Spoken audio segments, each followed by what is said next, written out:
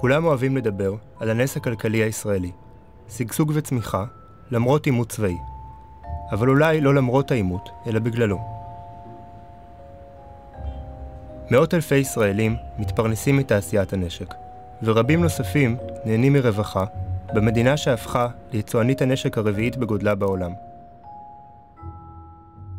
ויש ישראלים שנהנים במיוחד מתעשייה זו. לאו גלסר, בעל חברה ותיקה לייעוץ ביטחוני ומכירת נשק, נהנה בשנים האחרונות מההצלחה הגדולה בחייו. יופי, טוב מאוד, טוב מאוד. כן. בצהרי יום שבת נפגשים על הדשא בחצר ביתו, קציני צבא, פוליטיקאים ואורחים זרים. רבים מהם יהפכו את סוף המסיבה ללקוחות של תעשיית הנשק הישראלית. שגרירת ברזיל, שגריר ארגנטינה, נספח צבאי, אל גנרל דה אקרסיטו. יופי.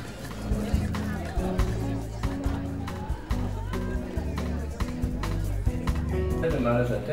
כן, אבל זה יהיה לפני הרבה מאוד שנים, ב-80 בעל, זה בהתחלה, זה עסקנו במרכז אמריקה. מה זה? זה אימונים של צבא בג'ונגל, הדרכנו, התעסקנו עם אמריקאים, עם כל מיני קבוצות. אפוקליפסיס, כן, כי תראה מה שקרה ב-11 לספטמבר, זה היה האפוקליפסיס האמריקאי. זה מהריצות שדיברנו, ב-11 לספטמבר, לארצות הברית, כל התעשיות, אנחנו באים למכור ולהציע. שר הביטחון הוא לא רק עוסק במלחמות, הוא גם צריך לדאוג לתעשיות הביטחוניות, שיהיה פעילות, שיהיה מחירות.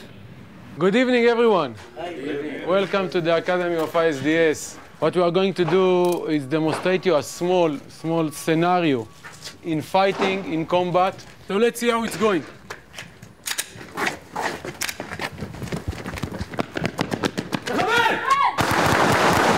We are shooting in the chest and we continue to the head. Bam, bam, bam, bam.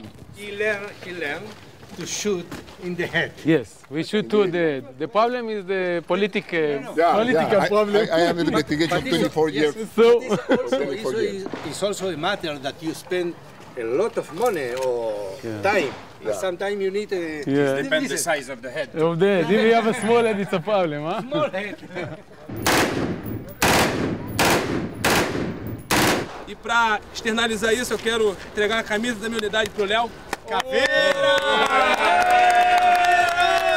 Thank you very much. Thank you.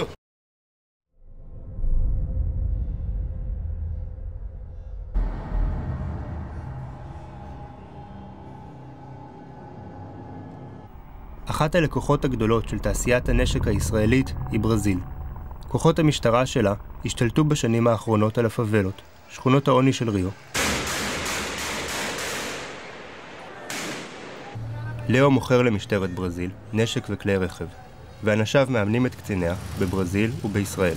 Nosotros tenemos en lugares como Gaza y otros lugares, tenemos exactamente la misma actividad, nos tenemos el mismo sistema.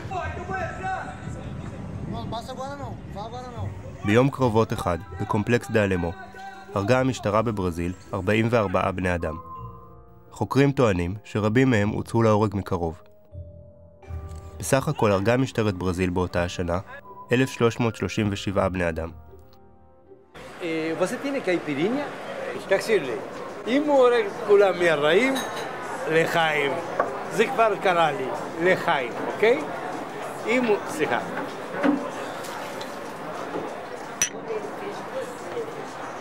נרקוטראפיק, אתה תירה בו ברגל, תירה בראש, תירה בעורף, תירה בגב, תירה מקדימה ומאחורה.